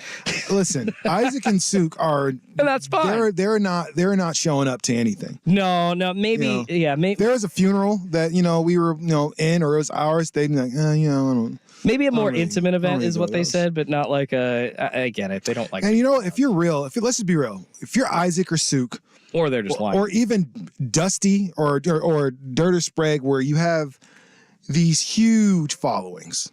Let's be real. You have these, these massive followings here in Portland. They are 1080 The Fan A-listers, baby. They are, and when we think about it, and it sounds funny, when we talk about the number one sports station in town, like, and a lot of people listen to it, like, yeah, like these guys are celebrities in a way that, I don't really know, here. I'm Sunday bitch. Right? I'm just, for real, I'm here on Sundays.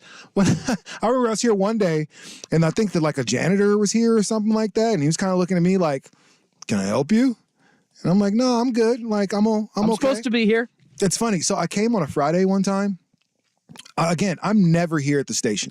I get a chance to come in on Sundays. Like, if there's something I need to talk to Boss Man about, then I'll come in during the week. But that's super seldom, like almost never happens. So I told Joe, I was like, hey man, I'm just going to come through the station because I never get to see like, Isaac or Suk or, I never get to talk to Dusty. Just want to show your face. I had never met Danny at that point, and I was like, man, I'm just going to show up and just go see, it's a good idea. See how everybody's doing. So I fob in, everything like that. And as soon as I walk in, somebody's kind of looking like, hey, hi, how are you? And I'm real casual. I'm good. Thank you. Like, hey, I'm nice good. I'm supposed to be here. see you. But it was one of those things like everybody came to either meet me or say hello. Like, it was kind of one of those, like you transfer schools and then you come back to visit and everybody's like, oh, what's up, Jordan? Like, Rashad, they probably thought you were with like corporate. Like, are you coming to fire all of our asses? No, they definitely didn't think I was with corporate. I'll say that in all seriousness. They definitely didn't think I was with corporate. There was nothing about me at that point that looked like I may have been from corporate. But either way, like it was, kind of cool to met the GM boss. First time Kim? first time we'd seen each other in love Kim a while, and so she kept looking like I could tell she kind of wanted to say something, but I was like, who's this black guy that's just walking around? I could see that's how people whisper, but it was one of those things. So, but again, I'm never here in the building, so I kind of looked like I was maybe roaming around for people during the day. But it was nice to see people here, in the building actually functioning. Actually seeing people working. I saw my guy Cooley in a building functioning. I saw my guy Cooley for the first time in some years since he did the Rich Eisen at the fan combine, which was super cool. And then got a chance to meet meet Danny for the first time and found out, man, me and this guy have a lot in common. Who knew? Who the freak knew that me and him would have so many things kind of in common? But yeah, that's how often I'm here at the Fan. So I'm just the Sunday guy. So in most cases, people don't even know I have a show here. I mean, it's always fun when you meet people after 4 years of being coworkers with them, right?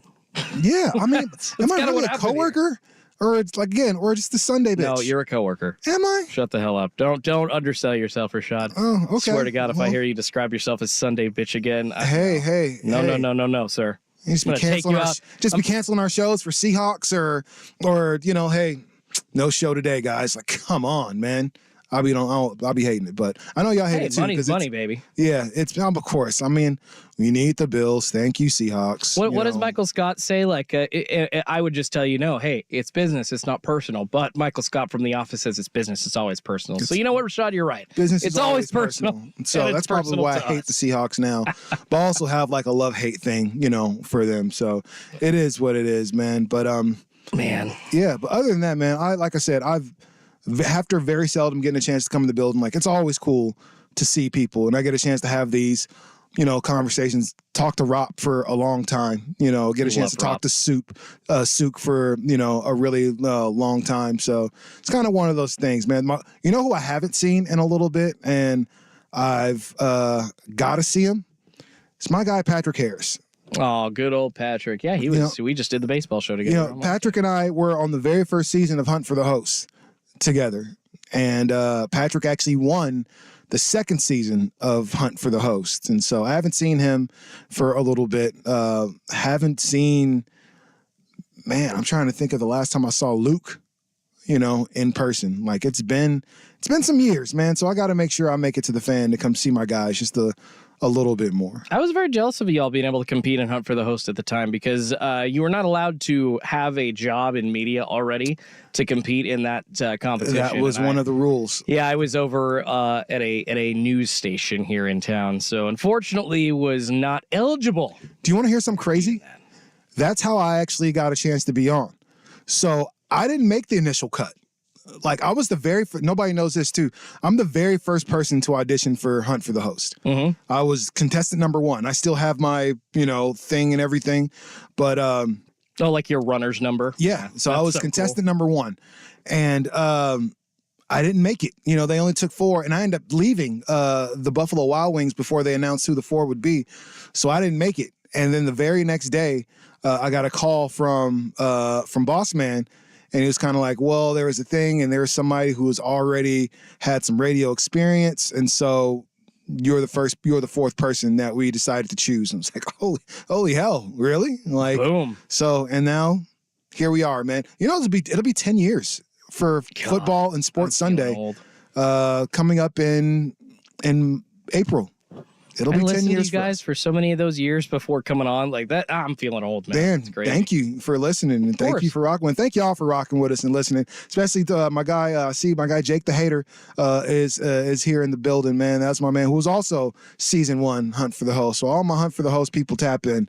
I'd love to see y'all. I even have y'all in one day. That'll be fun to go down memory lane for a little bit. So, man, what do you say we tie a bow on this bad boy, Jordan? I love it. I've got the perfect topic to end the show. If you haven't heard about rich-ass actress Alyssa Milano requesting donations for her son's travel baseball team, yeah. Come on back. We'll wrap the show up with that. Who's the boss residuals aren't doing well, huh? Yeah, apparently rich actresses need donations to send their kids to expensive sport trips and camps.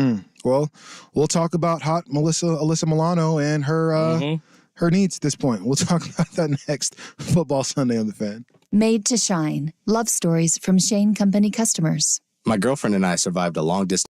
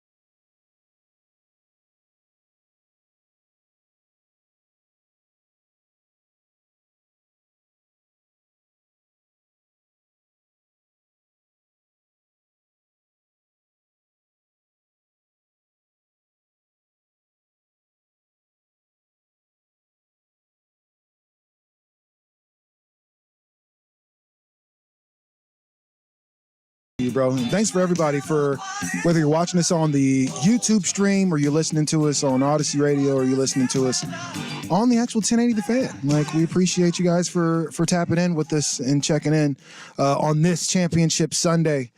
Oh man, I cannot wait to get home and watch football. I got to stop at the store first. I got to make sure just a few things, to make sure I got to stop at one of the dispensary places. Yeah, right? get some Sunday supplies, man. Right? This championship Sunday will not be fun sober. No, and it will not be fun if you have to leave. At least for me or you. If you have to leave and get something, like that's another thing. Like hopefully you can just chill at your house for a little bit because when you got to go to the store like at halftime or something, like because you forgot something. So make sure you have all the accoutrement you need. But you said Alyssa Milano has some needs that need to be met monetarily, right?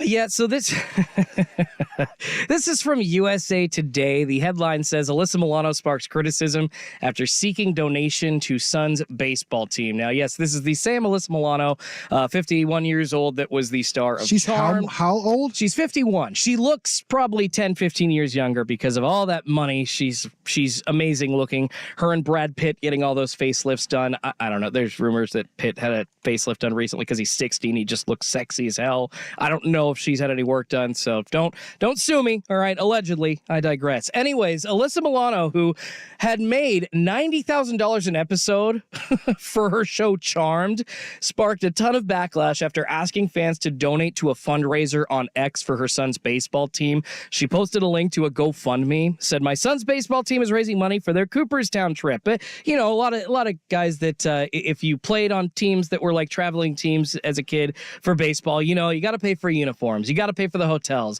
You got to pay for entry fees to the tournament. It's a racket. Rashad, I would agree that unfortunately it kind of excludes a certain population of this country, people that don't have enough money to participate in that kind of thing. You just don't hear very often about lower income kids getting to take part in that kind of stuff. And it sucks. And it makes this, I think, even more a little rotten because Alyssa Milano, multi-millionaire, According to Celebrity Net Worth, I'm not sure if it's accurate, it says she's got a $10 million net worth, but they said Chad Johnson was worth no money, and he had to come out, Chad Ochocinco, be like, no, I actually saved all my money. Y'all think I'm an idiot, and I'm not. So those predictions aren't always like right on, but she's worth multi-millions, most likely, and she's asking just the general public to donate for supplies to her son's baseball team, not just for her son, but for the whole team in the total of $10,000. So she is trying to reach out to the public and ask for $10,000 to pay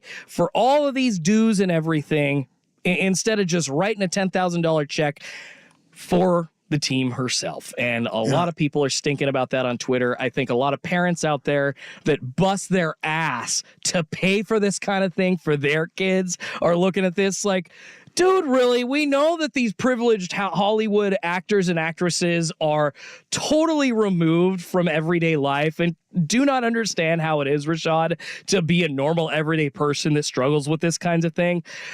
But this is just, it's beyond not being sensitive. It's almost like you live on another planet at this point, right? I can't believe that somebody Alyssa, this rich we have to remember this too. Alyssa Milano has been famous or rich since she was like 9. Really long. She's like 50, 60 something now, right? 50 something? 51. Yeah, she's been famous a really long time. She's been around. She's been rich. So not just her salary for the Charmed show and whatever hell else she did. I don't know if she was on Buffy or not, but it's like all those actors. Wasn't Charmed like a... It was like an extension of Buffy? There you go. It probably was. It was like a fantasy. See, this is... I watched Charmed. I saw a couple episodes of Charmed. It wasn't a they bad had show. hot women in them. Yeah, Buffy and Charmed. If you were a dude, you watched them because you wanted to see those ladies, right? That's literally the only reason we watched this. But it's just a bad taste in people's mouths. I don't know. So, that's the backlash online is very heavy, and she did say that she paid for uniforms for the entire team and the coaches. She's thrown birthday parties. She sponsored any kid who can't afford monthly dues. So in defense of all this backlash, she stated that she's already put a bunch of money down. But the problem is, you just can't ask for money like that when you're that rich. It's just you can't. You cannot do it. Well, here's the thing. If Beyonce right now went to started a GoFundMe and said, hey, I just want to send Blue to this expensive dance camp, clearly my billionaire husband or myself could pay for, because we forget Alyssa Milano's husband is like an agent. Yes, so I totally he's forgot getting about paid that, too. So not even just her. But because she has a fan base, she gets so much money from that because people want to support or feel like they're a part of that community or feel like they're a part of your what's the word I'm looking for? Your village, right? And so I wouldn't be surprised if Alyssa Milano got that. Was she asked for $10,000? It as of Friday, it was already at $8,000. So it's not like she didn't get it. It's just so frustrating. It's like there are people that are going to do, and a lot of it is this is creepy, even happening. A lot of it is creepy older men, right? That are going to spend this money on younger looking Alyssa Milano or Samantha from Who's the Boss. Why don't you just go open an OnlyFans account then and pay for like that? That doesn't even make sense to me. But you're probably right, Rashad. They're hoping to get something back. But, and that's as a fan, you want to feel like you're close to the person that you're supporting. So you want to feel like you're part of the Beehive or you're part of the Barbs. And this really only works with females and like certain male performers, right? Chris Brown could do this and would get a lot of following because Chris Brown has a Beyonce, Rihanna type following, for him. He has a Taylor Swift type following for him. If Taylor Swift did this, no problem. She'd have that money in an hour. You know what though? But Taylor Swift, I don't think she would do this. I think she would actually. I can't believe I'm on today's show defending Taylor Swift. Mark it. Yeah, 10/52, 1/28/2024. Oh my God, she would actually pay for this. Taylor Swift would never send out a link to GoFundMe, like fundraisers for her fans to do. I mean, that girl did we actually know it was for her son or was it for... It's for her son's baseball team. So they're trying to cover the entirety of the team's expenses. See, and I'm okay with using that. Alyssa Milano's following I'm okay with to that. try to do I'm so. okay with that. Especially as she says she's paid for jerseys, she's paid for parties, she's paid for, all these different things. No, you bring up Tay-Tay, she would pay for all of it. She would never put out a link to a GoFundMe. It'd be different if it was her son and just her son that she was trying to fundraise for. But the fact that it's for the team, like it could have been a GoFundMe that was started by someone else that she shared, was it? Or did she start the GoFundMe? It sounds like from this story, I just want to get this correct here, see what USA Today's reporting says. If it was for her kid, I'm like, yo, you're bugging. It was a GoFundMe. I'm going to just check it out myself. It's a link to a GoFundMe page started in 2023. I'm trying to find the page, but I cannot find the page quite yet. So let me try to get an answer for that. I don't know. Yeah, I think there's gray areas, here. And if it's one of those things that a parent started this and said, hey, Alyssa, could you get this out to your, I know you have a bigger following or you have a huge following. And yeah, I could understand that part. Again, $10,000 is $10,000 to be able to go on a baseball trip. So I forgot this part of the story, and now seeing the GoFundMe, it did remind me. She put the GoFundMe out there, but she did not put it out under Alyssa Milano. She put it out under her husband's name, so people didn't really understand who it was. It was Alyssa Bugliari. Nobody, to the general public, that means nothing. That's her. And I do think that was an attempt, and that's fine, and to that's try fair to escape being noticed by that's fair too, because that's stupid. That's fair too, because no, again, it's not. Alyssa Milano. No, it's not. I'm probably not giving you any money, Alyssa Milano, because you're rich. But Alyssa Bulgari, what's her last name? Bugliari. I was almost there. Why is somebody that rich trying to scam though, Rashad? I don't know if it's not trying to okay. scam. I don't know if it's fair just because somebody's rich. I don't know if it's fair because somebody's rich that they have to front the bill for something like that. Like, I get it, but I'm not. If I'm doing stuff for the team because my kid pays for the team, just because I'm LeBron doesn't mean I've got to sponsor the whole team's. What is that? Not? Why not? Because I don't have to. That's how rich people stay rich. You're LeBron. Yeah, I don't really have to do that. It's a tax write-off. Again, it's all a tax write-off. I started school. I do all the other stuff. I don't need to do this for you guys. However, if I need to, I'll do it. But at the same time, I'm not obligated to, because I'm the rich parent, I'm obligated to pay for everybody's stuff because I was on TV. Nah, that's not how this works. Not how this works. No, but it's not that you were on TV. It's that the person that was on TV or a successful whatever in this life, their kid is on that team. At that point, there shouldn't be any questions or public sightings of any kind of fundraising. That's ridiculous. That is so disingenuous. And in this world of ours where we are, you know what? Rich people are going to cheaper stores too, and yet apparently Alyssa Milano, I guess that kind of kills my argument because she's looking for money, but she's not even a rich person. Yes. She's like an ultra rich. And seriously, if I can get if I can get my fans or my fan base or my husband's fans or his fan base to potentially sponsor these kids, then yes. This is disgusting. And I hate the world. I'm with it. God. I don't have a problem with it. I hate the world we live in. Listen, hey man, this is how rich people stay rich. You're not wrong, and it's I mean, I'm okay. I'm okay with it. Like, if would I rather keep asking for money? Would I rather spend my money or yours? I'll spend yours. Yep. That sounds fun. Yeah. If I was like, hey, Jordan, we're going to go somewhere. I'm going to spend all my money or you can spend yours. Which one would you take? I was just listening to a wrestling podcast and Ric Flair tried to not like every wrestler's highly paid, but he drank all night and tried to stiff the bill, to somebody else. Yeah, that's what he would do. All of these people that it's so consistent. The behavior does not change among these and that's people. like a rib. Like, don't be at the bar last because you'll get stuck with the bill if Ric Flair's there. Yeah, that's a rule. Well, man, Jordan, man, thank you, man. Today was a lot of fun, man. And thank you all for interacting with us, whether on YouTube, whether on the text line, everywhere. We definitely appreciate it. And we hope you enjoy the NFC and AFC championships games. AFC championship game starts at 12. NFC starts at 3:30. Man, have fun. Be safe. We will see y'all next week. Let me holler at you.